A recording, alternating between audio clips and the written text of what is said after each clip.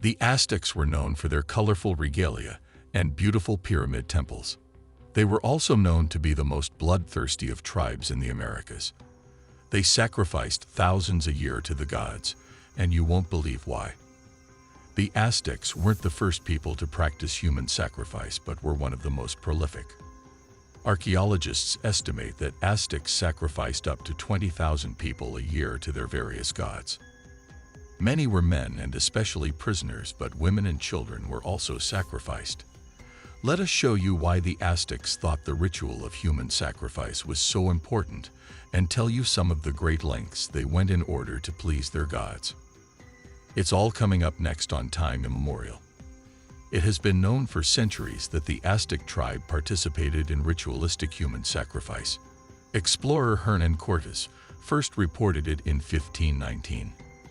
The details in his report horrified the public and laid the groundwork for conquest goals with the idea that the Aztecs were a horrible civilization that must be overcome. Even then, there was a political angle. Yet, it was true. Archaeologists found 603 human skulls in one Aztec temple, so they know there are likely thousands if you look at all the temples. The Aztecs weren't the only ones in North America that practiced ritualistic human sacrifice. The Mayans, those of Mesoamerica, and the Toltecs did as well. However, it was the Aztecs that most in modern society point to as the worst. Possibly because of those adventure films that have the native pulling out a beating heart. Well, the ripping out of a beating heart did happen, but more on that in a moment. First, some background on the Aztecs. They lived in Mesoamerica and appeared to have peaked around the 13th century between 1438 and 1521.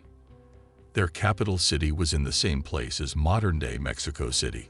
While the Aztecs were known for their blood rituals, they also had a role in a couple of modern-day things. First, they invented chocolate. Score a plus for that. 2. They were the first to celebrate what was called the Day of the Dead, which became Halloween. It's no wonder that Halloween and chocolate treats merged. The Aztecs were the dominant tribe in central Mexico until the Spanish conquered them in the 16th century. The Aztecs were nomadic, but followed a strict calendar. They were incredibly ritualistic when they had their festivals, harvest, and all the rest.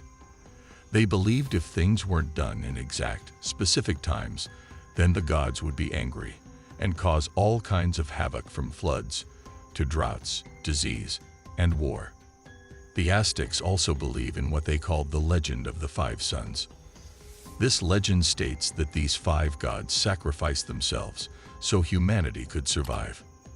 The response was to continue in human sacrifice to help the gods protect humanity.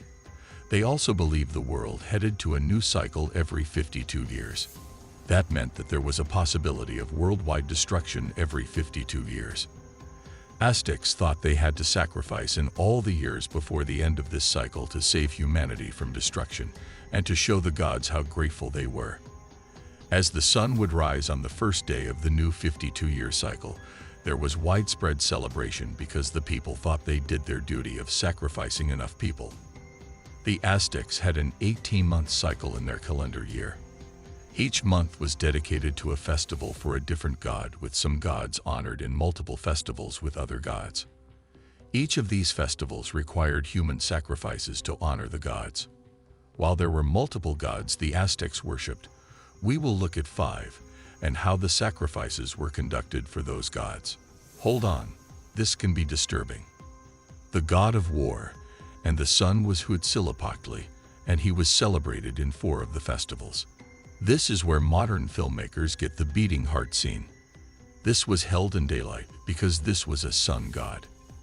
The sacrifice, usually a male captive, was covered in blue body paint and dressed in clothing representing the god. He was placed on a sacrificial stone with the priest then chanting before the priest took a knife and cut through the torso. The priest then ripped out the beating heart and held it to the sun. But that isn't all. The rest of the ritual is how the body was disposed of. The body was pushed off the pyramid and either cremated or, a more likely scenario, given to the warrior who captured him. The warrior would then send various body parts off to family, friends, and high-end acquaintances they wanted to impress. The parts would then be ritualistically eaten or displayed. Who wouldn't want a liver displayed in their home, right? The warrior then achieved a higher social status and could have more opportunities. Another important god was Tezcatlipoca, the god of night, sorcery, and destiny. There were two ways to offer sacrifice to this god. One was to put the victim in a mortal combat situation with elite warriors. The victim got a fake weapon, but the warrior's weapons were real to ensure death. The second way was to choose a boy to mimic the god for a year. The boy would have to know how to play the flute and would perform in the streets for a year. During that time, he would be showered with money, luxurious items, and even women. He got anything he wanted until the day he would be sacrificed. That day, there would be a feast in his honor. Afterward, the boy would be expected to climb the pyramid, break his flute, and surrender his body for the priest to kill. The next boy for the honor would be chosen immediately after the killing. Some honor Xiuhua-Kutli, known as the god of fire and heat, was worshipped concurrently with another god named Huehueteotl at the festival of Izcalli. This ritualistic sacrifice involved some planning because it started 10 days before the festival. They had to gather animals and some prisoners for the first night. Animals were sacrificed on the first night with some captives burned next to them. However, they weren't just thrown onto the fire to die. No, they were allowed to burn until they were near death, and then the captives were pulled out of the fire. Was it some remorse on behalf of the Aztecs to do this? No. The captives were pulled out alive to have their hearts ripped out. Xiuhua-Kutli was also worshipped solely at the end of the 52-year cycle. This was to make sure there were enough sacrifices given during the 5 decades before. In this ritual, the victim traveled with a priest to the rim of a volcano, and they would wait for Orion's belt to peek over the mountains. Then the priest would rip out the heart of his live victim and light a fire in his chest in thankfulness to the gods. Other men would light torches from the fire and take them down to light the ceremonial lamps, as well as the lamps in the city. Sounds like a bit excessive way to have light. Tlaloc was called the god of rain, water, and earthly fertility, and this is the god that demanded that children be sacrificed. The fear was that if they weren't, Tlaloc would ruin crops, cause droughts, and spread disease throughout the land. Those in charge of the ceremony would buy child victims from their mothers and would kill them monthly until the rains came heavily. The most horrific part of this ritual was that it required children's tears. That means the children underwent torture, fear, and other atrocities to make them cry. This was proven when the bones of 42 children found in one area showed signs of suffering torture before death. The fifth primary Aztec god was Xipa-Totec, the god of rebirth, agriculture, seasons, and craftsmen.